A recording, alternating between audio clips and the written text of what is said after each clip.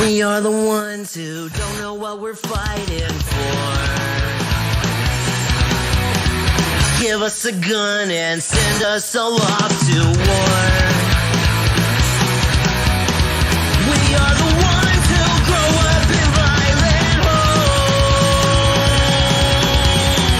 We are the ones who don't know what's right or wrong. I know.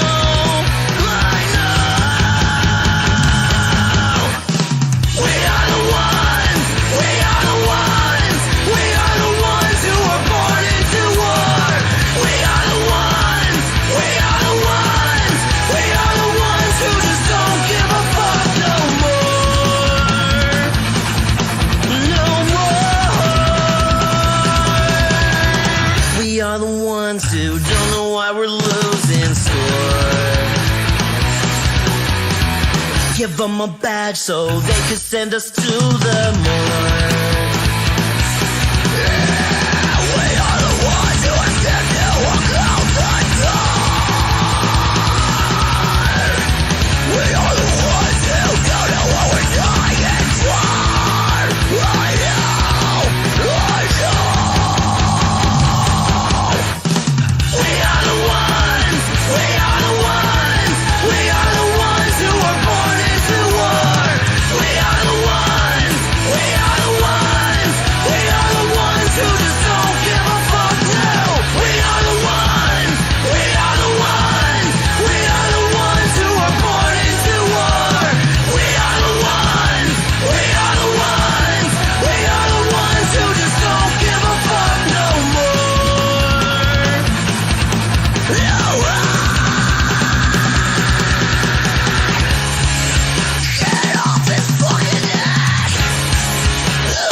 Let me shoot you.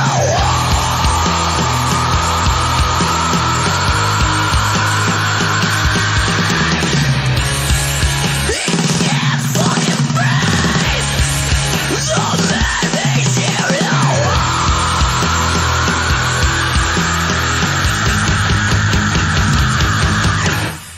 We are the ones who were born into war. We are the ones who just don't give a fuck now. We are the ones who were born into war. We are the ones who just don't give a fuck no more. No.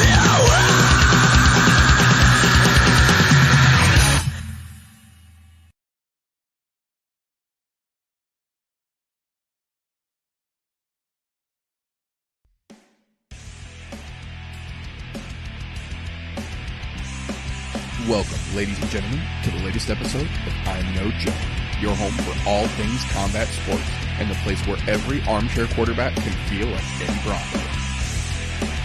The views and opinions presented on the ImNoJoe channel belong solely to the person expressing them, no one else. If we say it, that means we meant it. That being said, this show does contain adult themes, adult content, and general shit that you shouldn't be letting your kids intake. Be advised, viewer discretion is recommended. Proceed at your own risk. You've been warned.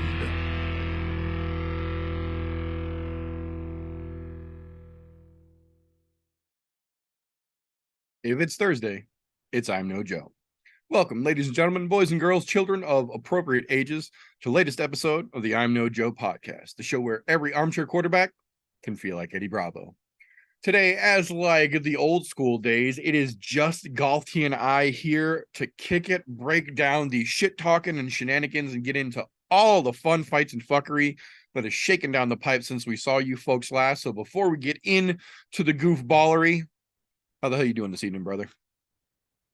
Another lovely day, except for a shit card to talk about. But I will give a credit. There are a few hidden gems, not the main event, but there are a few hidden gems on there that are worthwhile.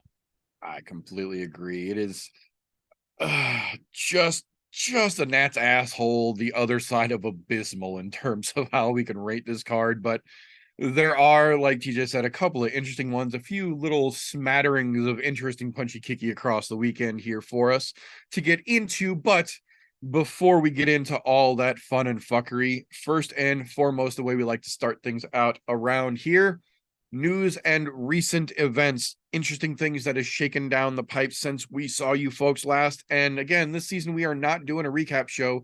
If interesting things happen during the fights, we try and shoot a nice quick little short live and throw it up here on the Instagram or on the YouTubes and over on Instagrams and on all of the social medias. Try and keep it short and sweet for you so we don't take up an entire show.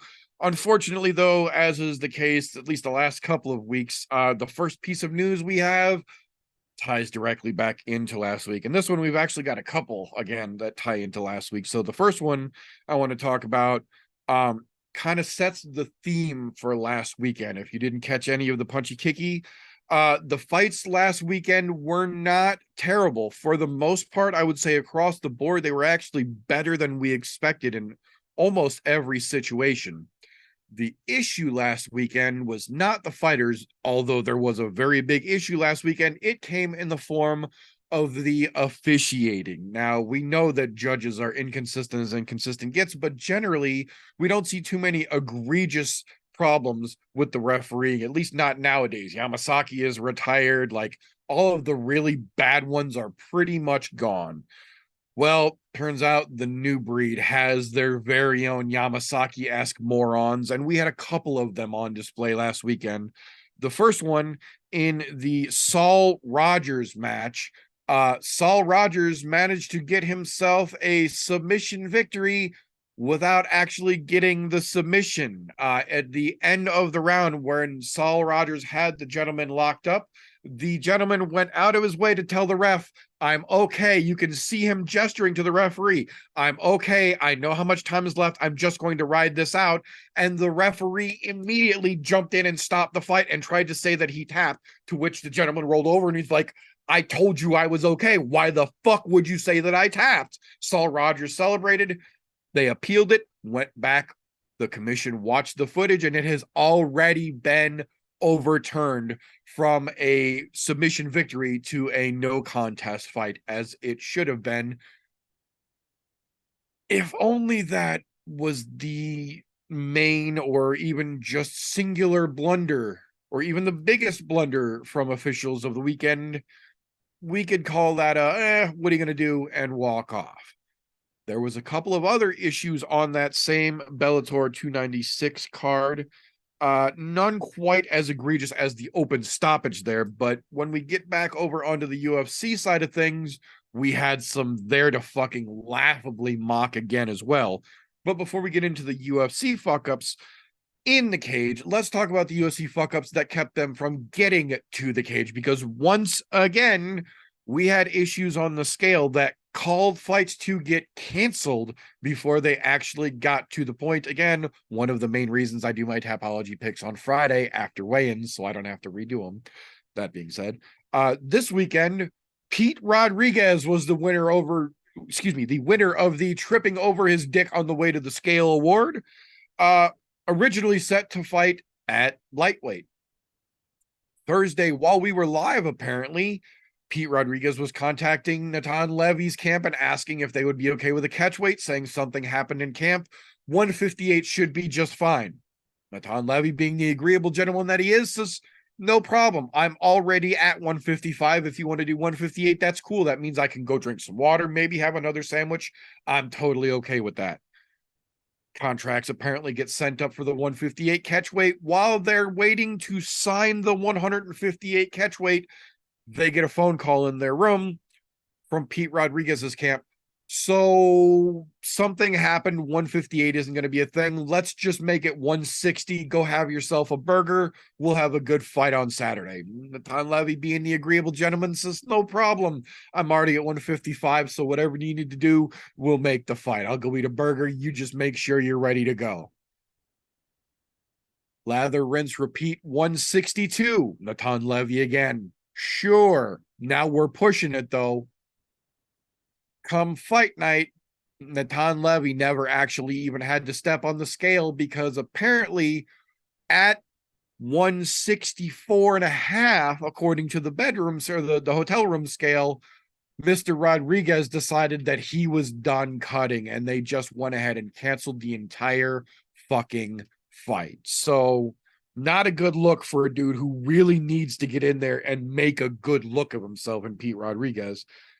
But he was not the only one. D-Rod himself actually initially showed up off weight, missing by 2.5 pounds, but to his credit, took his ass to the sauna, sweated it the fuck out like a pro, came back exactly on weight like you're fucking supposed to. Unfortunately, he was also not the only one to play that game as well. Brian Battle showed up 3 pounds overweight, but could not get his last couple off and ended up going at a catch weight of 173 pounds and forfeiting 20% of his purse to Gabe Green, which in the end didn't really make much of a difference if you saw how that fucking fight went. But wait, for some reason, as we're getting back into summertime, despite the PI being available and the entire staff offering to make all of their meals and your supplement regimens for you and give them to you for free delivered, even if you can't get to the PI, we still have fighters who cannot make weight, which at this point really does say more about the fighter than the techniques, because obviously weight cutting is never going to be completely eliminated from combat sports. But at this point, with services like the PI offer and one having an equivalent centered to a performance institute kind of thing where they offer their fighters the same thing, all of their nutrients, all their meal prep, their weight cutting plan can be written out for them by professionals. Your nutritional diet to stick to that weight cutting plan can all be written out for you. You literally just have to follow fucking instructions. And we still live in an age where we've got multiple people on every fucking card, it seems like, missing weight like this. So yeah, at this point, I understand the guys who, like we talked about a couple of weeks ago, there are people now who are starting to adopt that cut it all Friday mentality. Get a good sleep early in Thursday, water load before you crash, and then wake up and cut your 10 pounds or whatever in the sauna at 4 a.m. So you've got time to be accustomed to being what you're going to be to make weight and do it a little easier. But at this point, I'm honestly I'm starting to look more at athletes that miss weight as the athletes. The guys, like I said, the D-Rods that come in last minute, a couple pounds off, and then have to go back and cut it, but still make it. I got no issue with that. They made weight. They came in just close, which could be accounted to the difference in the scale up in your room versus the one they're using downstairs. Those guys I don't worry about.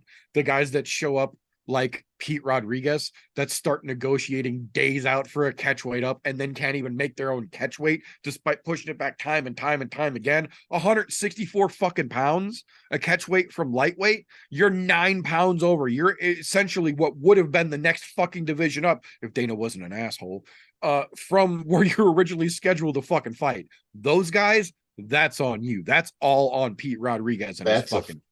That's a goddamn discipline issue. Yes, 100%. Look,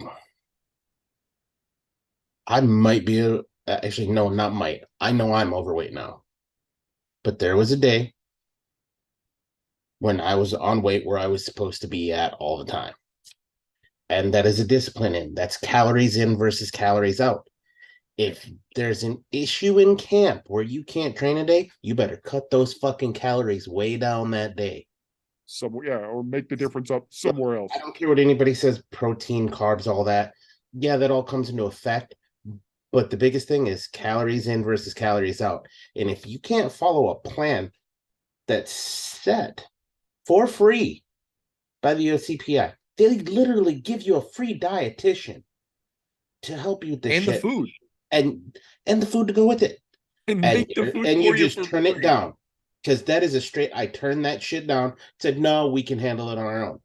I appreciate that you can do that on your own, but if you prove that you can't, those options should be taken from you. Once that option is taken from you, if you still miss weight, that says you're not doing what you're supposed to, and that's a fucking discipline issue. Get those motherfuckers to fuck out. Or force them to change weight classes and fight a weight class above where they want to actually fight at. Because you know what? If you can't make 155, go to fucking 170. Right. Can't make 170, go to 185. Can't make 185, 205. I don't give a fuck what. Go up a class. Stop this bullshit of missing weight. Make them fight up a class. And no 3 strikes, you're out bullshit. 1, you miss weight 1 time, you either fight at the next weight class up or you don't fight in the UFC no more. Yep. Yeah, it's clearly been, and it's weird to even fucking say this, it's clearly been too lax in the UFC in terms of making people adhere to the guidelines that were set. Because even as far as that,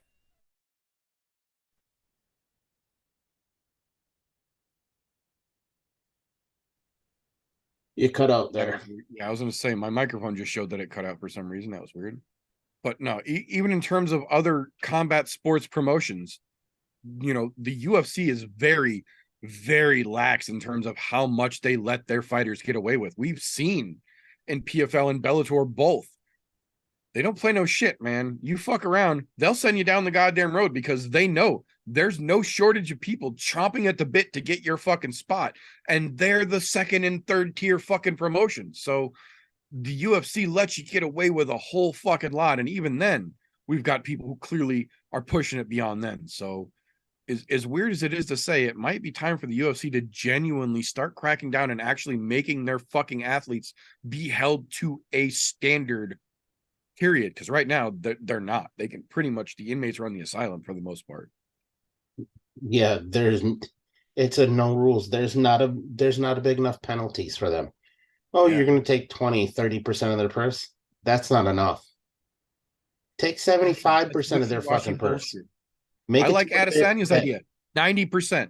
90 fucking percent, because make it to where anybody who's in the UFC at this point, your camp, your corner will cost you at bare minimum 20% of your fight purse, no matter what your level is at. Yeah, you're make paying it to where you're in the fucking camp. hole if you're gonna fight because you missed weight. Exactly. Make it to where you are paying your camp out of your literal pocket because you don't even make enough to cover what they paid to get you there. That, I think, is the only way that's going to actually start making a difference. You go negative. Not only do you not get money, you go fucking negative when you can't hold up your end of a fucking contract. Maybe that'll get somebody's fucking attention. I think it might be the thing to do. But it's also the UFC we're talking about here. And as you well know, you can't exactly apply logic to a UFC problem. So it'll probably just stay the way it is. That being said, though, getting back to our roundabout start of things here, officiating's fucking up.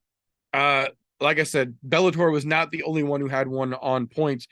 I cannot remember the gentleman's name. I had it written down on a different piece of paper before I took my notes, and I can't find that piece of paper, and it wasn't in the original article, but Cody Stamen, excuse me, is now officially going to appeal his decision loss to Douglas Da Silva de Andrade on account of multiple instances of negligence beyond negligence by the referee. But the one glaring one that was pointed out by everyone in the commentary booth in real time was the first fight disrupting foul sequence that happened to Cody Stamen.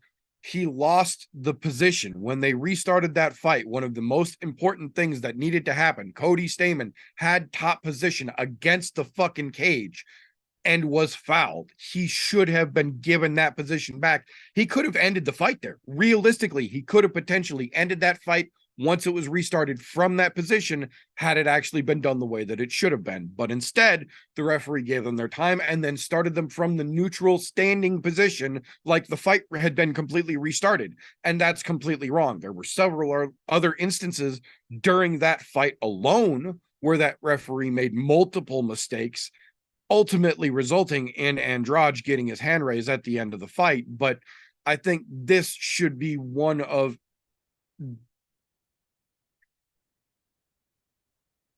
more than we should see situations where this happened, but it should be one of the clearest of those situations where the Nevada State Athletic Commission can look at this fucking footage and go, no fucking way that is proper handling of a referee in that fight. And it absolutely resulted in the loss of opportunity for Cody Stamann to have won that fight, and subsequently ended up losing the fight, directly resulting from the actions the referee took in his negligence. I believe this should be overturned. Cody should get it at least to a no contest, and that fucking referee should never be allowed to work at the UFC again. I think the saddest part is we've seen that same type of situation play out on more than one occasion with referees, where somebody's in a dominant position, gets fouled, Yep. and they give him his time, as they should. Right. But they don't give the position back, or they don't take the point. Right. One or the Now, other. Yeah. It's in that category. If you take the point, you don't get the position back because they've already taken the point. If they failed to take the point, you should be getting that dominant position back. And they really need to fucking have a chat about that with those refs. Like, you need to give them those positions back if you're not taking a point. If you're going to stop it, give him his time, that's fine. Right. But you need to take a point if you're not giving that position back. You don't just start them from neutral again.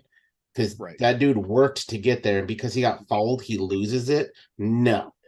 Either take the point or give him the position. Yeah. Little bit fucked up for damn sure.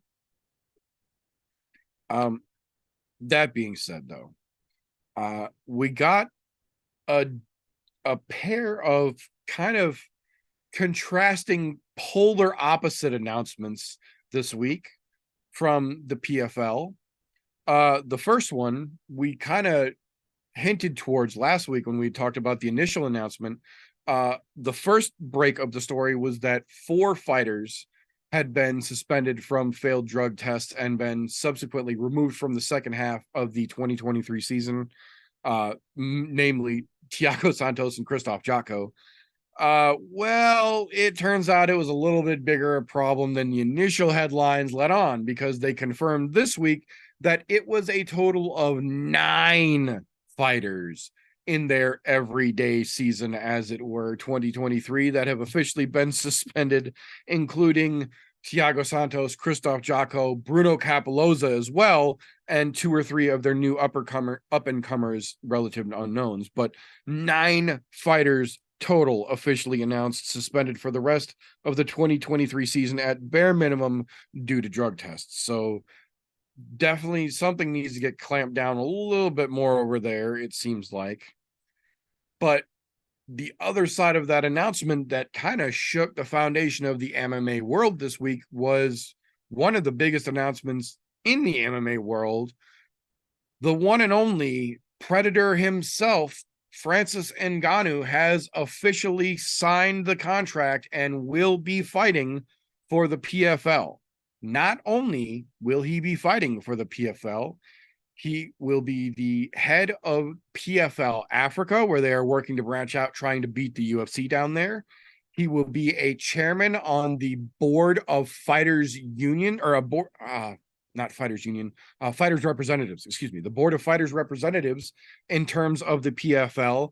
They will give him a quote unquote hands-off boxing career option with no detriment to his PFL career, as well as letting him sit out the rest of the 2023 season and either join the 2024 season like regular and opt for that $1 million contract at the end of the year, or sit on the sideline for the 2024 season and exclusively go directly to the PFL's, what they're calling their super fight division, that is only on pay-per-view, that is literally just built of superstar caliber fights like they did last year with the Kayla Harrison card.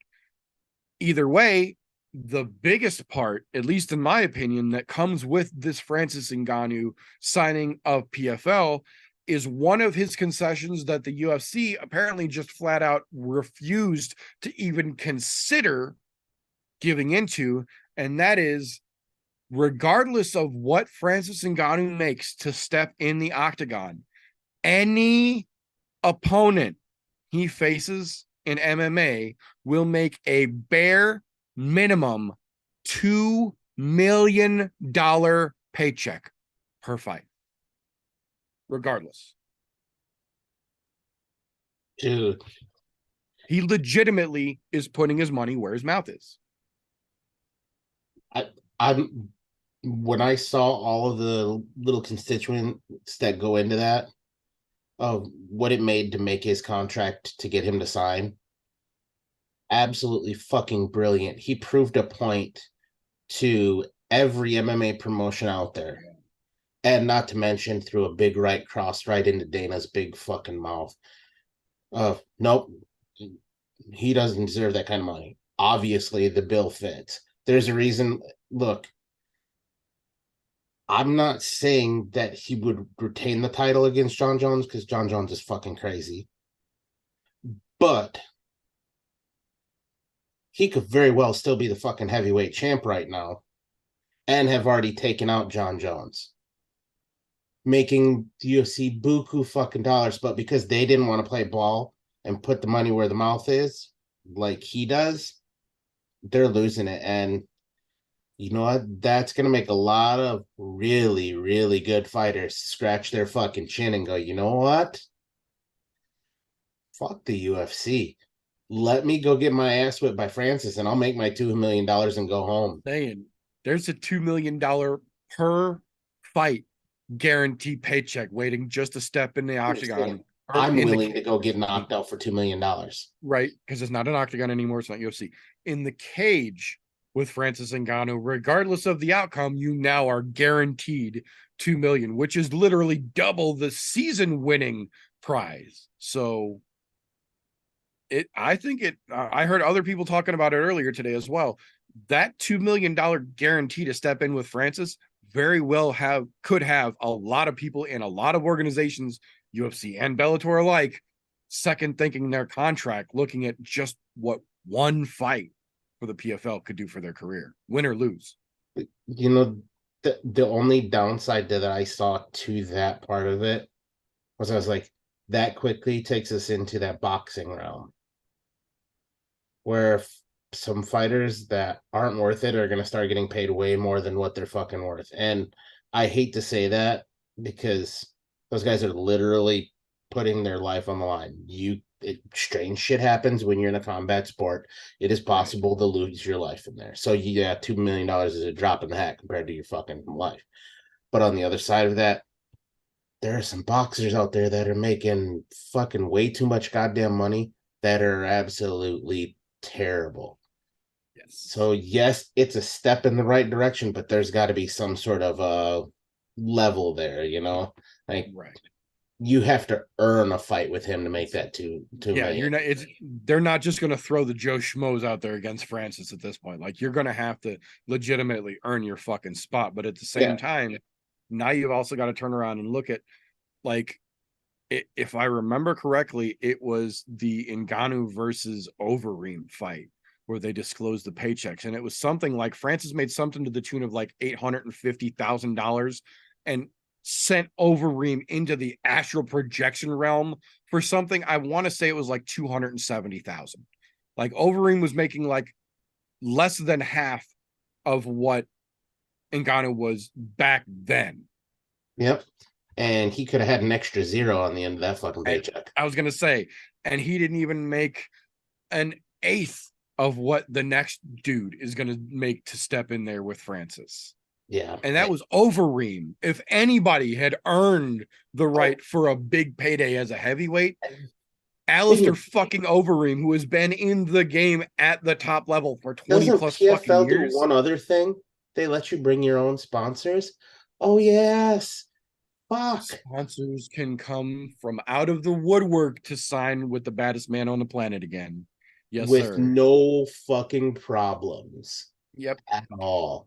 So that nice little monetary dam that the UFC created by locking down sponsorship opportunities, that bitch is blown wide open now that Francis is over in the PFL, and who is not gonna want to get their name on that motherfucker now that every spotlight is gonna shine on him. Every big name, I have a good feeling. Being as Bellator is very good at doing cross-promotional shit, we might see a Bellator PFL cross-promotion heavyweight fight. Yeah, if they don't get bought out, because that's another rumor that is now getting a lot more steam, especially with the Ngannou acquisition coming into fruition. there is a rumor that might have been part of the look what we have already established. Here's the capital we have to work with to use as leverage to buy out Bellator. If not, I agree. There's definitely some cross promotion in the works. But in the meanwhile, just with Francis being over and PFL alone and the sponsorship dam being removed, ring, ring, hello, Dynamic Fasteners, you have a buttload of money you need to dump somewhere. I have a man for you. There are so many of those old school sponsors who used to literally just back dump trucks of money up to fighters' houses to put that logo right across their ass. Condom Depot. Yeah, there's a lot of real estate on Ngannou, is what I'm saying. Big boy. He'll be wearing fucking those long jujitsu shorts, and you don't even fucking practice jujitsu. Lots of ad space. He can NASCAR out real quick. I'm gonna be selling fucking spots by the 1 square inch. Yeah, man. It's just gonna look like a black and white checkerboard, and you're gonna zoom in, and it's gonna be all ads. He's gonna have a really big banner in his corner. Jesus Christ. Right. But at the end of the day, congrats to Francis Ngannou, not only ignoring all of the overly obnoxious, loud shit talkers trying to say that he fumbled the bag and he sat on the sidelines too long and he should have never left the UFC and blah, blah, blah, blah, blah. Look who's smiling all the way to the fucking bank and gets to do exactly what they wanted to do in the UFC without Dana White and his fucking puppeteer strings leaning over his head anymore. To top it all off, he got to fully fucking recover from his knee problem. With no issue whatsoever. Yeah. And his timeline. Just saying. Come on. I'm if all of the people to be able to slap right in the fucking face, I'm so glad it's fucking Dana. God, I'm so glad. To be honest, I can't wait to see how many reporters get in his face about it, ask him shit, and just watch him get more and more pissed off as the weeks go by. Well, I mean, dude, you guys screwed the fucking pooch because he was a cash cow. Oh, yeah. And don't get me wrong.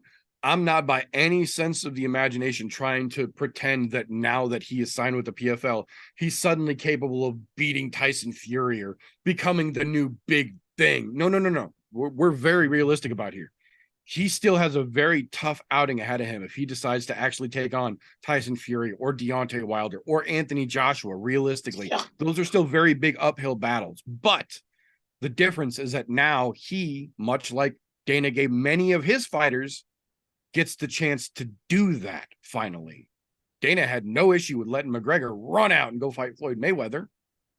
He had no issue with Nate going to fight Jake Paul. Even while he was under contract, Dana was talking about how that would probably be a smart move for Nate to do next, regardless of what he did after that fight.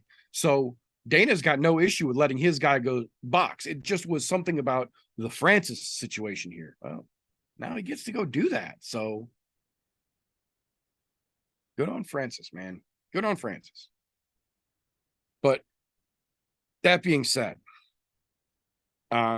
had some interesting news over on the UFC side as well. We talked about the 9 guys from PFL that got suspended for pissing hot. We had a pair from the UFC piss hot and get caught for it as well. Kyler Phillips and Darius Flowers. Kyler Phillips on his second run in the UFC seemed like he was coming out hot. Well, now we know why. Both gentlemen taken 6-month suspensions from USADA because they have cooperated, which we still don't know exactly what that means yet, but 6 months we won't be seeing either one of those gentlemen. So we know that the weight cutting issue is not just a UFC issue. We also know that supplements are not just a PFL issue, as it is very clear here. You know what cooperate means? Cooperate means they said, yep, that's exactly what we did. Right. So they fessed up to it versus fucking hiding it. Right. Hopefully. But that being said, we do have a small little chunk of interesting fight announcements that we want to go over here real quick for you. The first one, the June 3rd UFC card, has had the majority of the lineup for the card announced here. Excuse me. Felipe Lin stepping in against Max Grisham. Very interesting matchup for the bigger boys. Elise Reed versus Jinyu Frey. Interesting ladies matchup. Malarkey versus Kutaladze. Guram Kutaladze versus Jamie Malarkey is a very interesting 155-pound fight. I'm telling you right fucking now. Damon Blackshear getting back in there against Luan Lacerda. Interesting stylistic matchup. Karine Silva versus Ketlin Souza. Interesting ladies fight on the bigger side. And then John Castaneda versus Mateus Mandisona. But the most interesting fight, in my opinion, on that card that they have announced this week, Victor Altamirano stepping in against Tim fucking Elliott. That is going to be a very, very, very interesting matchup stylistically, in my opinion. Both gentlemen, little dudes with fucking go gas tanks and crazy fucking talent. Could be real sometimes some crazy fucking choice of wear out in public. Right, you know, some guys just need to take their PJs out to the T-Mobile Center, but you know, we don't call them out like that. Just a little nod. We see you, Tim. We see you. But then we've got a next one here for back to the Apex for the July 1st fight night before International Fight Week. Vince Pichel stepping back in against Benoit Saint-Denis. That is going to be a fucking spectacular matchup, in my opinion. Not to mention that stash. That fucking stash. One of the few mustaches I can admire in the UFC. Because if them handlebars curled any harder, he'd be stabbing himself in the nose with that bad boy. That's a whole separate thing unto itself. So you do you, Vince Pichel. But oh, the other one that I forgot to mention real quick here from the Vegas 74 June 3rd card. We have finally apparently reached, quote unquote, that point. I say with quotations for those of you who are just listening. Andrei Arlovsky on that June 3rd card will be facing Don'Tale Mayes. Don'Tale Mayes, for as fun of a fighter as he is, never made it beyond the coulda, shoulda, woulda prospect point in terms of the UFC. And this is very much one of those situations where if Arlovsky squeaks out a boring 3-round decision against him, which for all intents and purposes is possible, Don'Tale is getting cut. I would stake my fucking mortgage payment on it. Don'Tale is getting cut if Arlovsky gets past him. On the other hand, Don'Tale is also at such a low status in the UFC that if he can lay Arlovsky out, which is very possible because Don'Tale does have some mailboxes for hands. If he can catch Arlovsky with one good one and just plant him on his back and let him stare at the fucking rafters, that might be enough to A, keep his job, but B, finally get Arlovsky the fucking walking papers that the rest of us have been pleading for him to get for 7 years of horrible fights now. The dude is a living legend who is just tarnishing his legacy, pathetic decision after pathetic decision. Obviously, we haven't been lucky enough yet to get that big knockout that gets him to fucking hang it up despite us pleading for it. Maybe at least if Don'Tale Miles cuts his ass down to size, the UFC will finally get to that point where they can see there's nothing left to wring out of this washcloth. It's fucking dry. Put it back. Let it go. We can only hope, but I don't think it's going to go that way. That's what I said. It's a hope against hope. But even if Arlovsky gets beat, he's probably still going to stick around because they're afraid to give him walking papers for some odd reason. Well, that's why I'm hoping with somebody as far down the goddamn ladder as Dontel Mays, because don't get me wrong, I got nothing against Dontel personally. I think he's a pretty fun dude, and stylistically, he's not the worst on the UFC roster by any stretch of the imagination, but he's never going any further than where he is right now. He's had more than enough of his opportunity. If he was going to make something of it, he would have by now. Hopefully this is enough leverage for the UFC to finally see the fucking light. They probably won't, but I'm hoping against hope here. That being said, the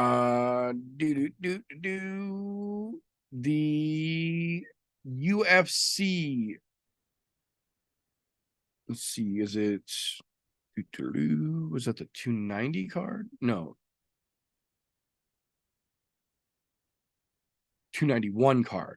Yes, the 291 card that will take place July 29th will officially be in Salt Lake City once again, and it will be headlined by Dustin Poirier versus Justin Gaethje 2, this time for the newly recirculated BMF title. They are officially, since Jorge Masvidal retired, bringing the BMF belt back into existence, even though it was supposed to be a one-off, and now Dustin and Justin are going to fight for it as the main event. Co-main event on 291 will be Jan Blachowicz versus the 205 debut of Alex Pereira. Interesting matchup. Also on the main card for 291, Paulo Costa versus Ikram Aliskerov, who we just saw last weekend in a fucking nightmare performance of a debut, now climbing immediately up the goddamn ladder. And then Tony Ferguson versus Bobby Green, crazy good fucking matchup. Michael Chiesa versus Kevin Holland, crazy good fucking matchup. Wonder Boy Thompson versus Michelle Pereira, interesting matchup. See how many backflips he does. And then the other interesting matchup, maybe not exciting ranking wise, but interesting for the fight itself.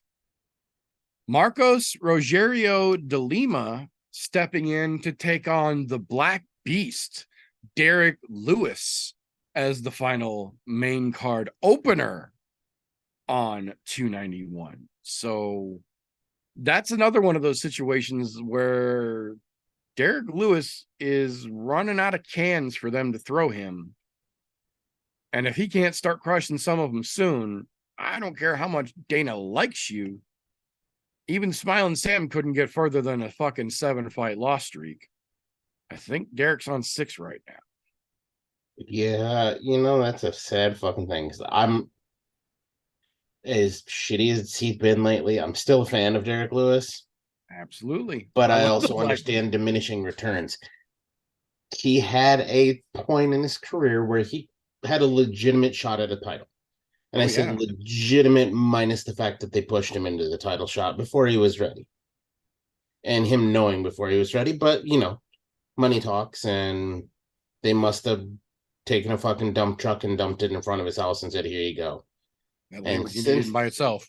Yeah, since that's happened, the wheels have kind of fucking fallen off, which really sucks because he's a fun guy to watch and it's fun to listen to interview.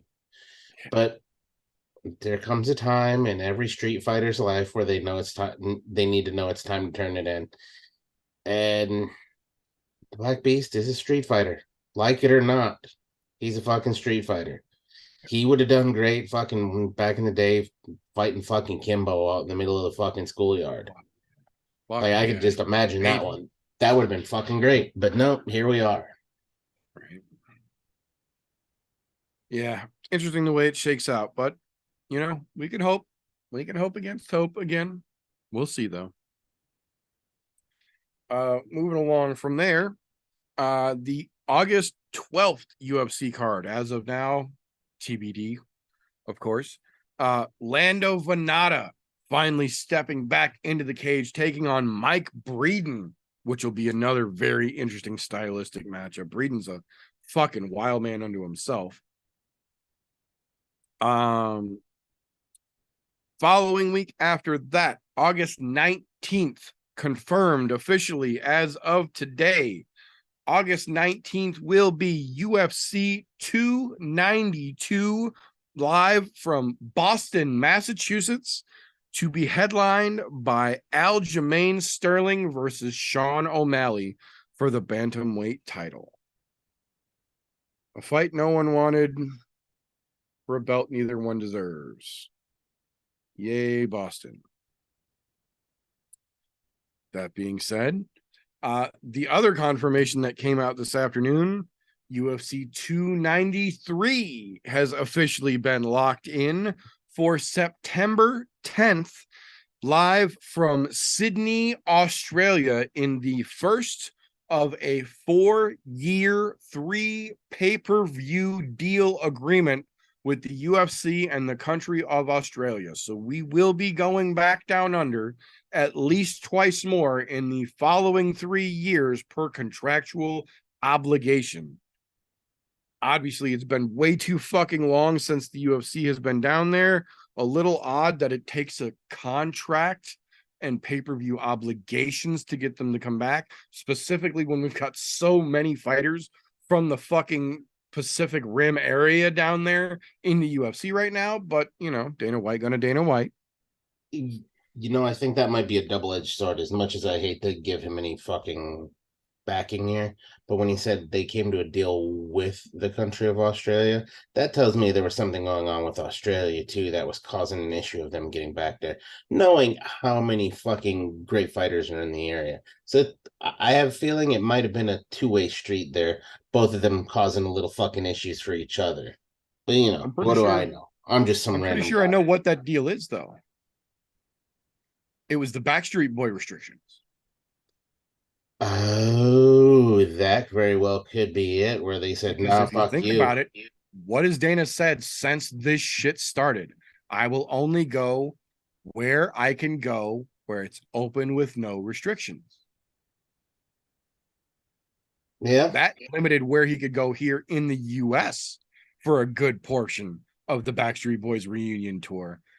We, even here, as lax as it is, are just now taking off the restrictions for flying into America in terms of Backstreet Boys. So for them to have waited this long and just now going back in September and only putting 3 total pay-per-views over 4 years, I think they were waiting for Australia to drop their Backstreet Boy restrictions.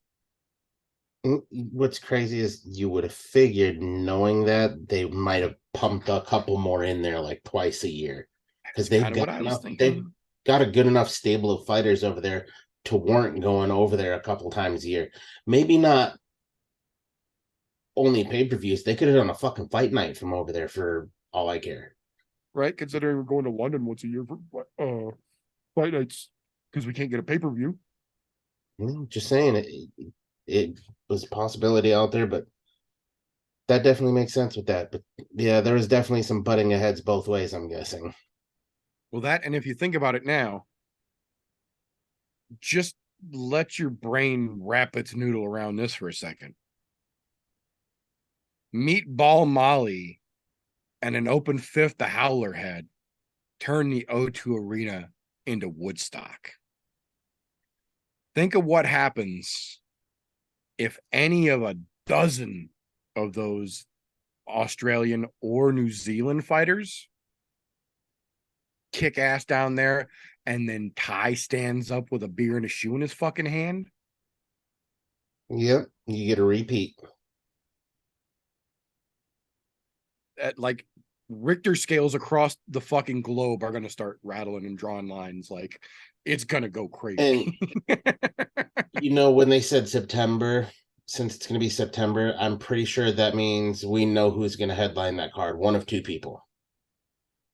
You're either going to have fucking Bobby Knuckles headlining, or one little short shit motherfucker, Tasmanian Devil, that'll be over there as well. And I have a feeling if they're smart, because it's once over the next, or 3 times over the next 4 years, put both of those motherfuckers as co-main and main and blow the fucking roof off that joint. Yep. Yeah, it'll turn it into fucking insanity. It's going to make the O2 look like nothing, in my opinion. So I'm glad to see the UFC heading back over to Australia. They deserve it. They got good fans over there, and there's more than enough of that region's fucking fighters helping make the UFC. Put a big event on over there again. Every time they've gone down there, it's been spectacular. So I don't see why it's going to be any different. Yeah, I think it'll be great. And I'm really hoping they do put Volk and Bobby Knuckles on the same fucking card, because they have yet to fucking do that over there, and they need to. Blow up, man. That shit would be insane if they could get those guys. I don't think they'd have a problem. I mean, we don't have to leave home to fight. Right? We Buy can me out. stay here. Done. And as much as I hate to say it at this point, Izzy really doesn't have too many other fucking fights that he can take at the top. And unfortunately, Bobby Knuckles has proven that he should get another shot at it. As much as I hate to say it, he's the only one who's legitimately staying at the top and winning constantly. It's him and DDP, because Izzy basically said he wants DDP since DDP is the next fresh challenge, but then DDP fucked around and found out and signed himself a contract against Bobby Knuckles. So he's literally stuck between a rock and a hard place. He wins, he's got to fight Izzy. He loses, Bobby Knuckles just beat that ass. So there's not a lot of good outs here for Duplessis. As much as I like him, you know, he's really in a rough spot. That does bring up another good thing. It makes me wonder, even though there is that little clash between Bobby Knuckles and Izzy seems to really hate DDP right now, like fucking massively. A lot. Does he go in to help Bobby Knuckles train for DDP? I don't know. I don't know if they've got that Anthony Smith fucking Jamal Hill relationship like that. It would be neat to see, but I don't know if they've got it like that at this point. Just saying, the thought is out there. I'm putting it out there. Just putting the little earwig out there. Let's see what happens with it. Stranger things have happened. We've seen it. So, it's not outside the realm of possibility at all.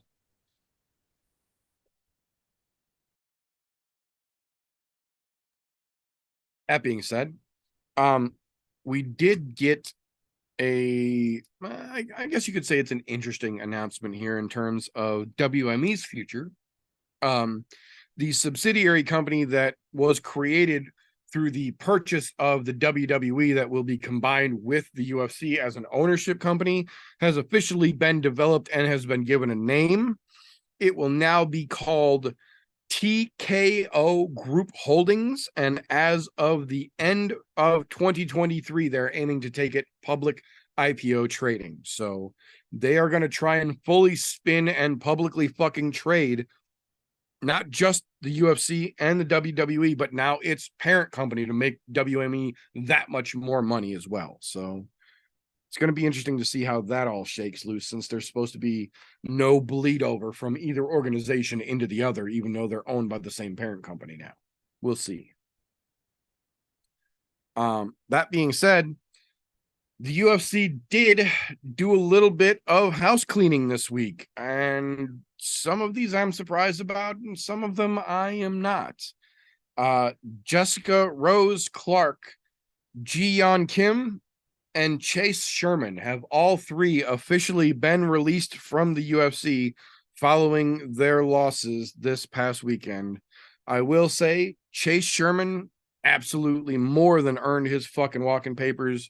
We've been talking about JRC getting cut for a hot fucking minute. The one that I don't really understand is Ji-Yeon Kim, because she was winning that fight until the incidental foul that caused Mandy Bohm to get an early judge's decision off of a foul. She didn't win that fight. She got a technicality. Ji-Yeon Kim was winning that fight, and they were talking during that fight about how interesting fights for her in the future were going to be if she got past this one, which it looked like she was going to do. And then now, off fucking bad foul, they're going to cut her, but Petr Yan got another title fight off of his foul. It just, I don't know. the whole situation around Jiyeon Kim's a little weird to me. I agree with JRC and Chase Sherman. For fuck's sake, Chase Sherman should have been cut 4 fights ago. But the Jiyeon Kim one throws me off just a little bit. That being said, she's also still young enough. She's perfectly capable to go back, get on the local circuit, win a couple really fucking dominant fights, and then get a second chance. As we see, Chase Sherman got his 3rd fucking chance. Clearly, anybody can put enough together on the locals to get another one. Jiyeon Kim's young enough, talented enough. I think she can probably do it.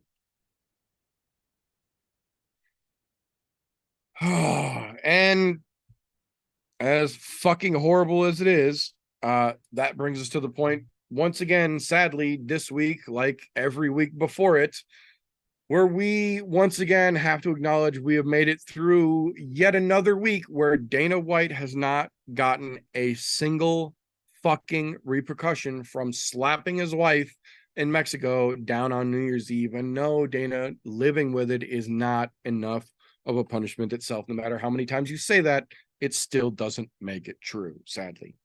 Unfortunately, as history is starting to dictate, I have a feeling we may end up closing every news segment this week with that. But as I promised, I won't take it any further than that. If we somehow make it to 2024, God forbid, and he hasn't fucking gotten punished for it yet, I will let it go next year. But I am fucking sickened by that enough. We're in the middle of May and I'm still fucking reminding people. So hopefully it sickens you as much as it does me, and we don't have to talk about it so somebody does something. That being said, though, you have anything over there that I might have missed this week? Not that warrants talking about right now. Everything I've ran across is just hearsay right now. So Gotcha. we're not gonna spread blasphemous hearsay bullshit. Gotcha.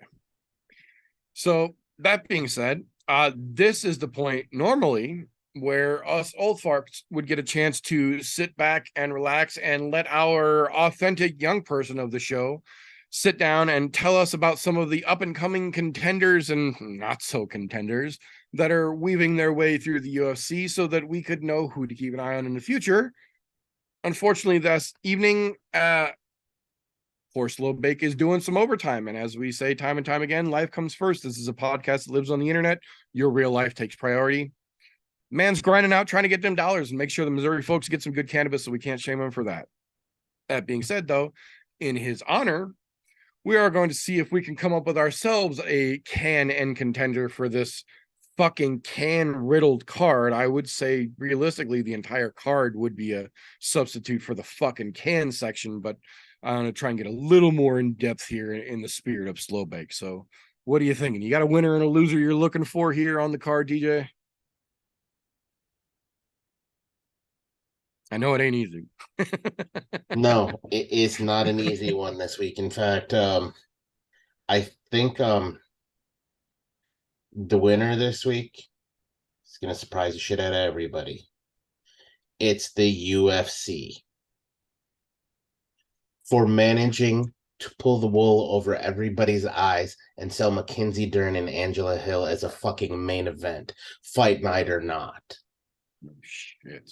Now, with that fuckery out of the goddamn way, to be honest, I think we need to be on the lookout for Karolina Kowalkiewicz. After her last win, I think she's back on it. Vanessa Demopoulos, not an extremely tough challenge, but knowing where Karolina's head was, coming back, finally getting win, I think we might see her get that turnaround that we've been looking for out of her. So I'm going to put her in the uptick category there. And then on the other side of this, I'm going to go completely against my own fucking self here. And I'm going to say this week's can is Chase Hooper. I love Chase Hooper. I really do. Kid's got a great fucking personality, fantastic jiu-jitsu skills, but he's got nothing else to back it up. And we've seen it in other fights now that where one trick pony does not work in the UFC. So I had to put him in the fucking can side of the house. Looking at the main, like I said, give him a little more depth here, just to do the right thing. Keep your eye on Lupe Godinez. Just that girl always comes to fight. Lupita fucking banger. Always comes. You're gonna see a good fight out of her no matter what. On the other side of this, I'd say McCannon top end of this is a toss up. Mackenzie Dern or Angela Hill. They're both fucking cans. Get them both the fuck out of there. Yeah. So that's where I'm at with that. I can't say enough bad shit about the main event this week. Like, literally, as soon as the Edmund Shabazian Anthony Hernandez fight is over, I'm fucking shutting it off. I don't care. I don't care who wins that fight. Yeah, I agree very, very much so. I'll follow suit here. I'll give you one for the prelims and one for the main. So for the prelim side of things, my contender for this week, Takashi Sato.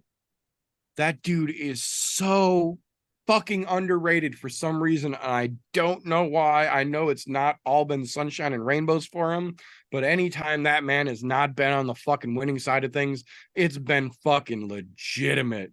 Anytime that dude has the chance to go out and kick ass and take names, the list is full, man. He's just doing the damn thing. I like his fucking style. So I'm putting my prelim contenders slot, I'm giving to Takashi Sato.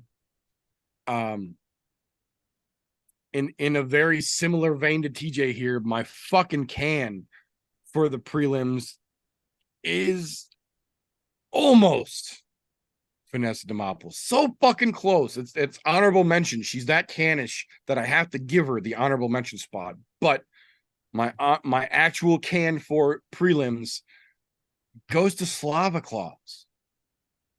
Vyacheslav Borishev, one of the least talented fighters to come off of Dana White's Contender Series, one of the most overhyped fucking cans I can remember seeing in a long fucking time, stepping in against Mahashate, who is one of the most dangerous Chinese fucking prospects in the UFC right now. And I hope he just comes through and runs fucking roughshod across fucking Borislav. Just get that motherfucker out of there. Slava Claus, go fucking home. Now, we flip over to the main card here. It's a little trickier for me here in terms of my contender. I've actually got to go a little bit out on a branch here, and I don't know if a lot of folks are going to go with me, but I don't give a fuck. Diego Ferreira. That man has been fighting bald in the UFC his entire career and has a luxurious mop on his goddamn head right now. And that's the kind of change that's not easy to make. As a dude who shaves his fucking head, to not shave it when it starts to get bothersome is fucking urge. To let your shit get that long when you've been fighting for, a decade and a half clean down shows that he's making a commitment here. And it's not like he's been a bad fighter. He, again, like a lot of guys, had a rough go at things, but talented fucking fighter, great stylistically. Johnson is kind of the epitome of a hot and cold fighter across from him here, so it could be a good night for Diego Ferreira to get in there and make a statement. The other side of that, though,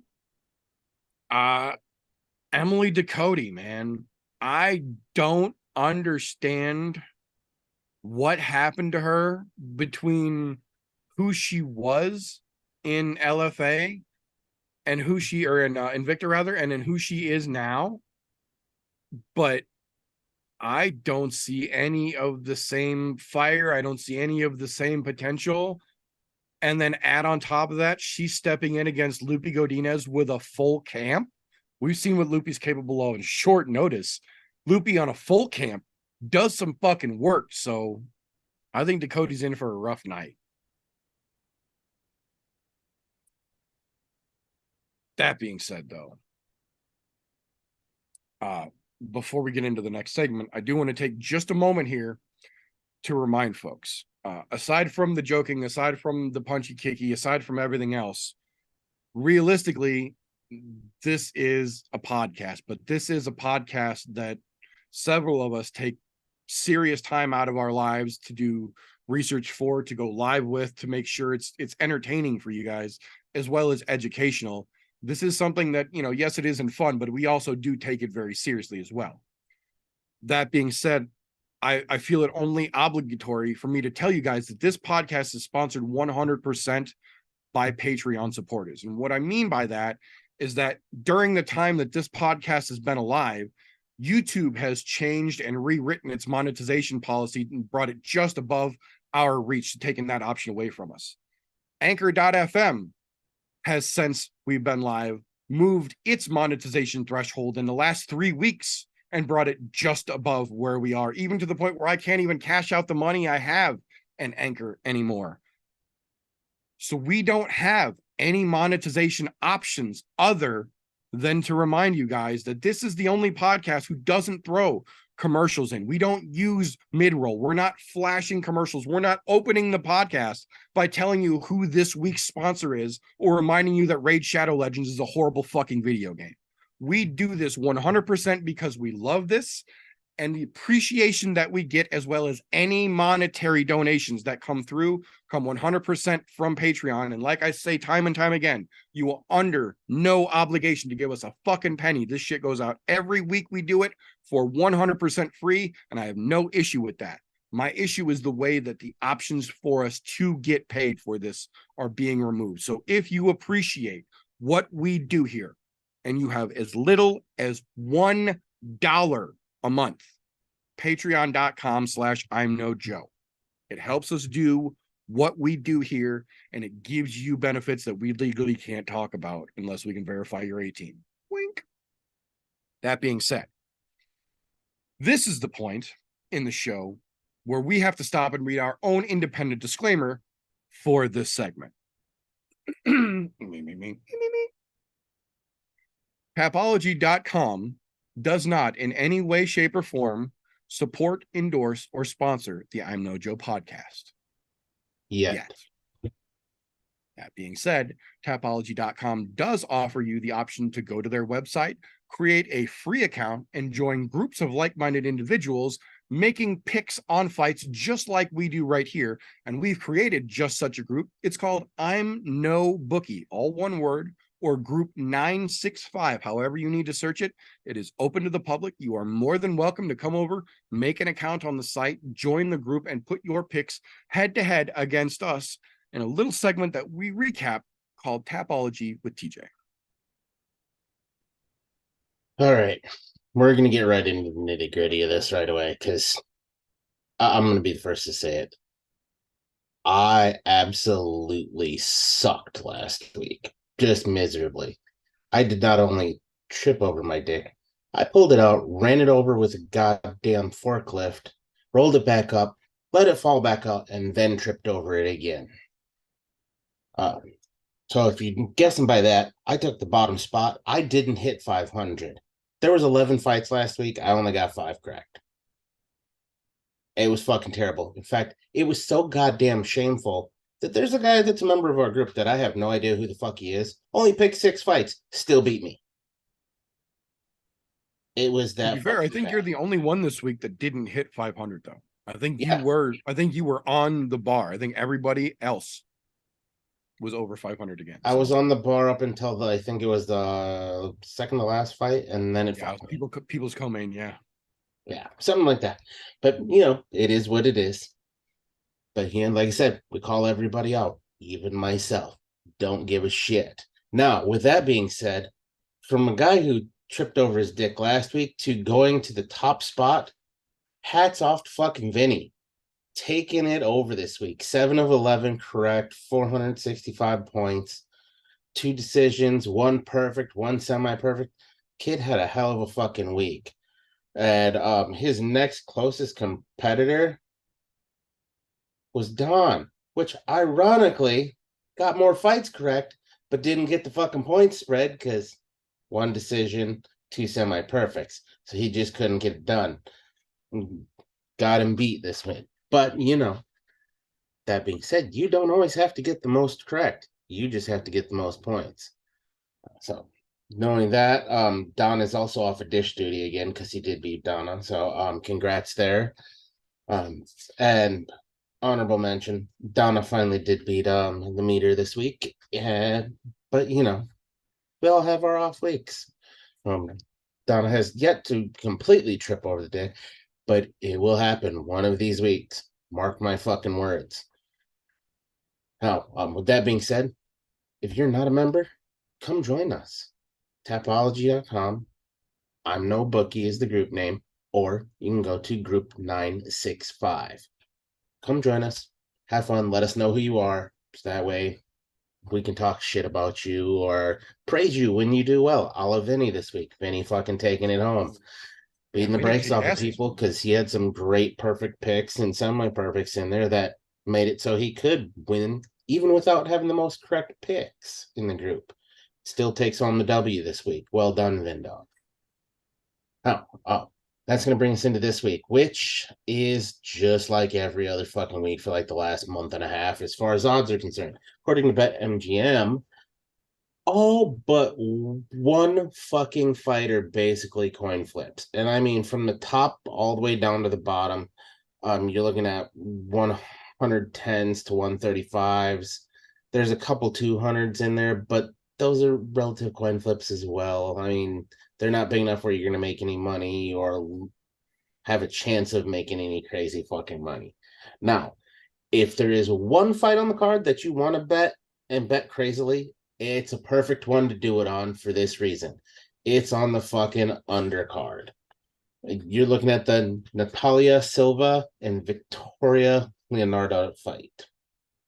They have Natalia Silva as a minus 900 favorite and Victoria Leonardo as a plus 575 underdog. That's through BetMGM. Now, if you want to get the most bang for your buck and bet for that underdog, head on over to Bet Rivers. Right now, they've got Victoria Leonardo as a plus 1,000 underdog and Natalie Silva at a minus 2,000 fucking favorite. There's some wide odds there. I would throw $10 on that just for the chance to make fucking 100. Why not? I'm just saying, you throw 100 down, you make fucking 1,000, and it's not a bad fucking day. That's a good place. Just saying, that's the only money.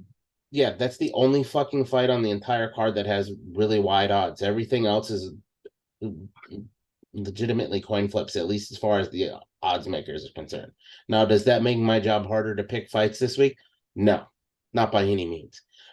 But it does tell you there's a good chance of crazy shit going each way, which is funny considering I would have thought coming into this week that the Chase Hooper Nick Fury fight would have had wider odds knowing that Chase Hooper is a one-trick pony. But no, because he's such a good one-trick pony, they're giving him coin flip odds against the fucking camp, which is fucking amazing. But now you know, coin flips across the boards, top to bottom, except for that one fucking fight. So if you're feeling like living dangerously, take yourself over to Bet River and bet on fucking Victoria Leonardo as the underdog.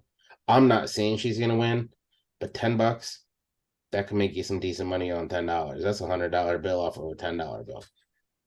Pretty good fucking turnaround. That's all I'm saying. It's worth a shot. But yeah, that's all we've got this week. It's nice and easy this week. Nothing fucking difficult, nothing to think about as far as odds. But don't forget, come join the group this week. 965 or ImNoBookie. Look us up on Tapology. We will gladly accept you into the ranks and allow yourselves to be shit talked or praised when you do well. That's how this works. If you fall somewhere in the middle, yeah, sometimes we'll talk about you. Most of the time, not though. Yeah, I need somebody else to come in here and have a worse fucking week than I did this last week. That's all I'm saying. Come join the group. Good shit. Good shit. Thanks, sir. So now before we get into the fucking abysmalness that is Saturday's UFC Fight Night card, there are, technically speaking, other fights this weekend if you need something else to watch. As with most weeks, if you are a lunatic, first thing tomorrow morning at 7:30 a.m. Central Time, one Friday Night Fights, because they're on the other side of the world, kicks off. This is another one. 9 Muay Thai fights, 3 MMA fights, all mixed up in the same card. Most folks are not going to know a lot of names on this card, but it is going to be some pretty interesting fights. That being said, tomorrow evening, 8 p.m. Central Time, BKFC 43 kicks off. And much like the last BKFC that we talked about, this one does not have a whole lot of good fights lined up on it. The main event is probably the one people are most likely to know, and that's because it is a pair of over the hill used to be's lining him out. This one, much like most BKFC cards, has a literal pair of OnlyFans girls going at it in what's promising to be a very unentertaining but easy on the eyes matchup for those of you who are interested in that. That being said, though, excuse me, Saturday evening, kicking off at what time of the prelims start? 3 p.m. Central. Oof, not as bad as the ABC card, but still not good. So 3 p.m. Central, the prelims are kicking off as the UFC comes back to Vegas, back to the Apex for arguably the weakest stacked card the UFC has offered as a whole, in my opinion, in 2023 so far.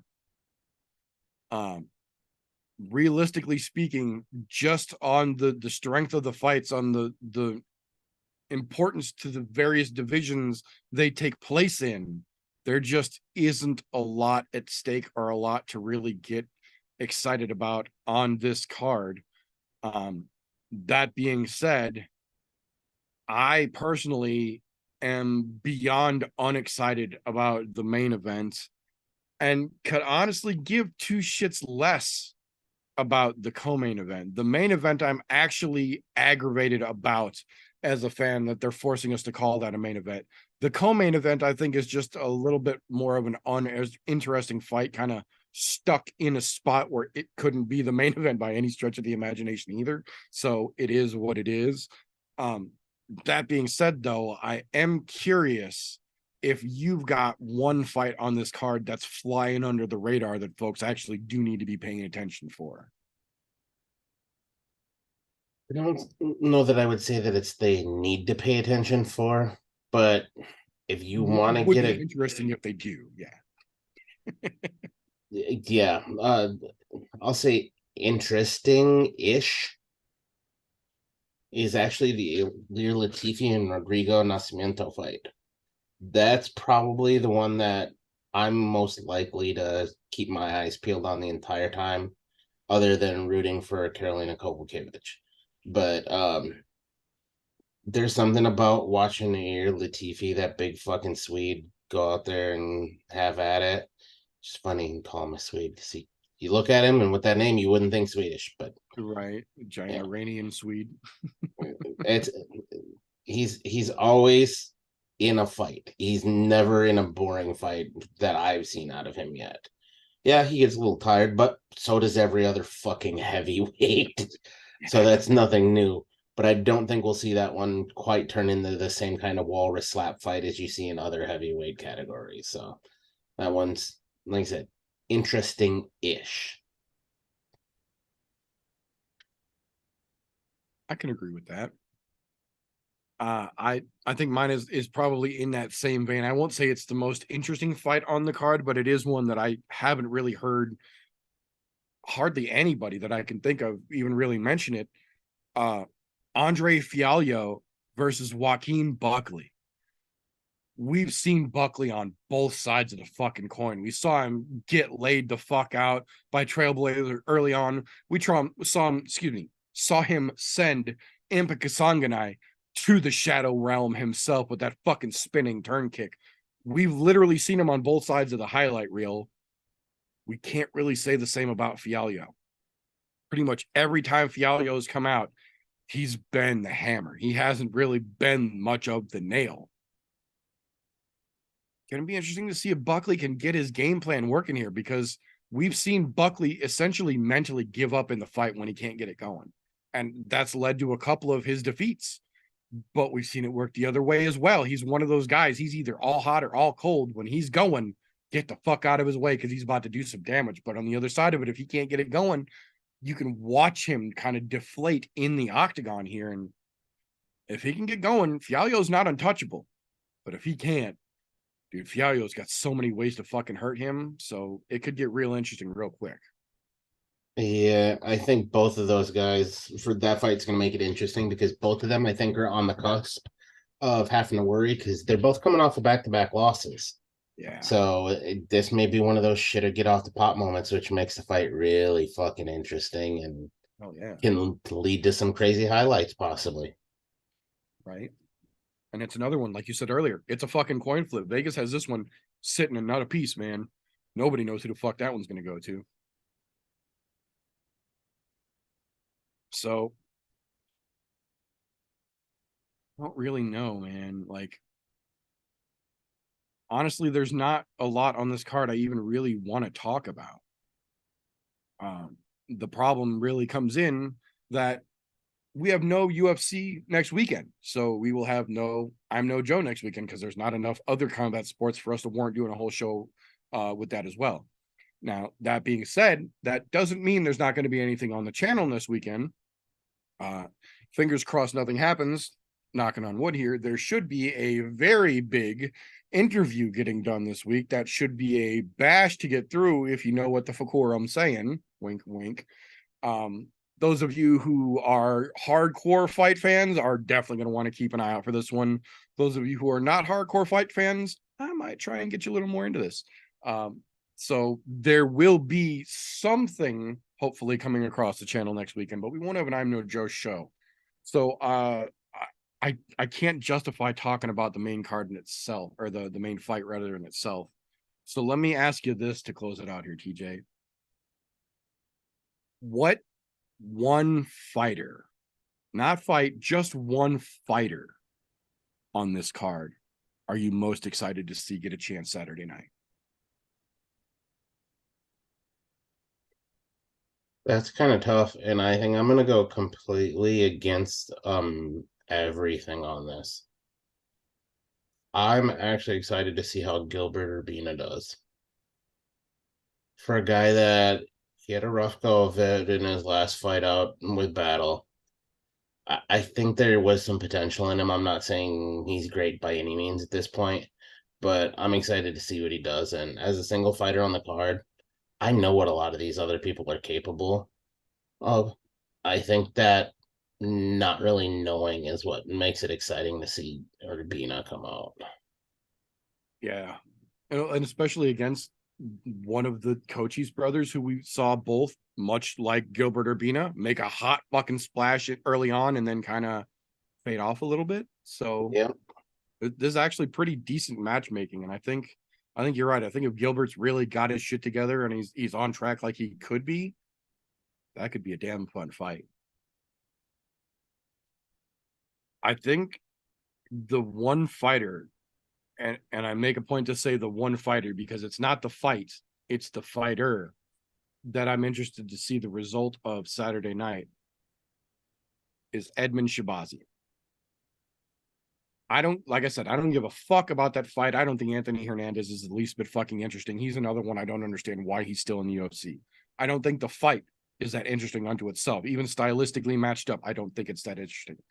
What I'm interested in is this is going to be Shabazian's first time with a full camp in his new camp. Because the last time we saw him out was a short notice fight, but it was his first technical camp outside of the ex-Ronda factory where he was established, essentially. This is going to be his first fight with a full development camp in that environment. And we saw flashes of him looking noticeably better last time out. Short notice fight, though it was. I'm curious to see if he's started to actually change his habits throughout. If he's actually adapting his style and starting to become someone other than that body to take fucking punches and kicks and throws from Ronda that the fucking clowns over there in the old shop turned him into, because he's always had potential, but they almost tamped him down so much that he didn't even see it. And it really kind of feels like this new camp might be sprinkling some water on these goddamn flowers and letting the sun get in. So we might see some actual fucking growth. And that's what I'm curious about. Oh yeah, that's a well thought out answer there. Because if with a new camp, he did show some flashes of being a legitimate contender, but he was in the wrong fucking area. So this could be that turnaround that he needs. Sometimes you'll see fighters do that, make that change of camp, and bam, big difference sometimes. Fucking huge.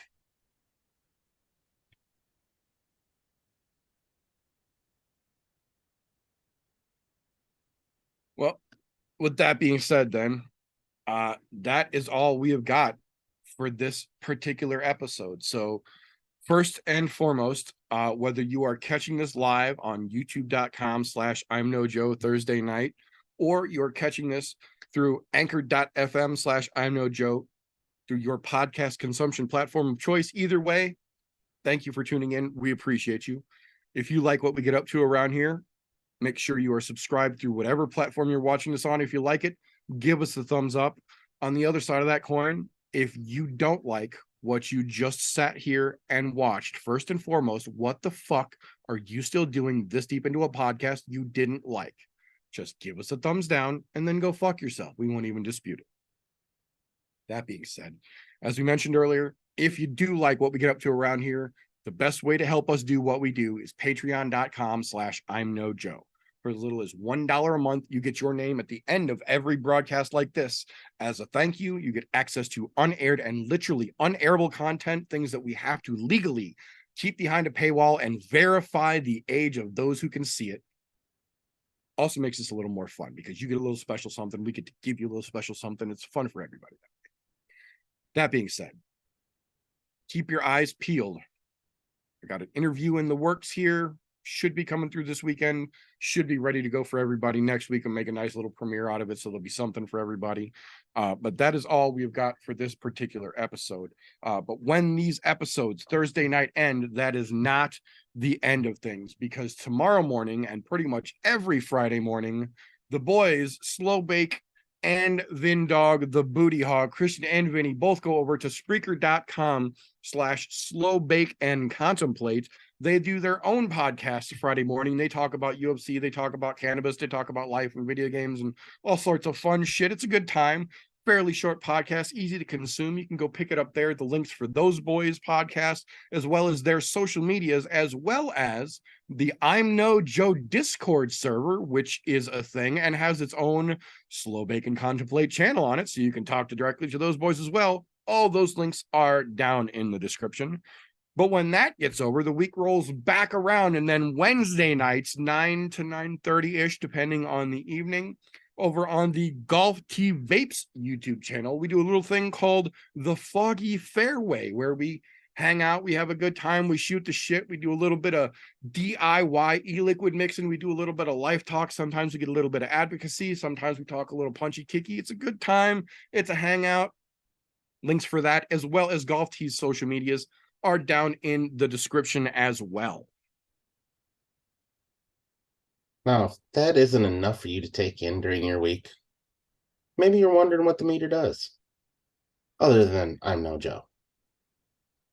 There's a link down below of Linktree/the meter does many things. Go click on it. It'll show you all of the things that the meter does do to fill up the rest of that week, where you're just wondering what the meter does do. Yeah, just click on the link, Linktree/the meter does many things. And you'll find out all the things that the meter does do. It's that fucking simple. It can fill up some of that extra time that you're begging to burn. Get in there. Absolutely. Thank you very much, sir. So that being said, that is all we've got for this particular episode. If you like what we do, share an episode with a friend. Maybe help us grow the damn thing. Get a little bit closer to that monetization rail they keep trying to hoist above our fucking heads. But that's all we've got for this episode. So until next time, boys and girls, don't let ignorance stop you. You can root for anything, unless it's Twitter actually being a free speech space.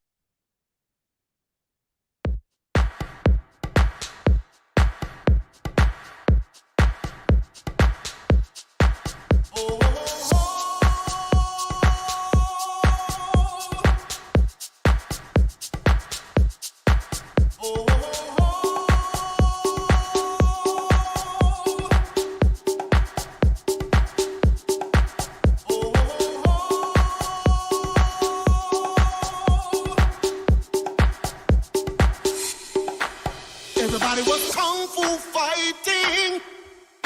Those kids were fast as lightning. In fact, it was a little bit frightening.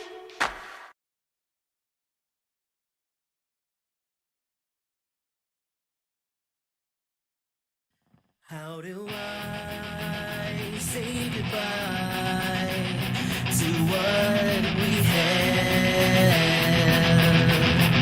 The good times.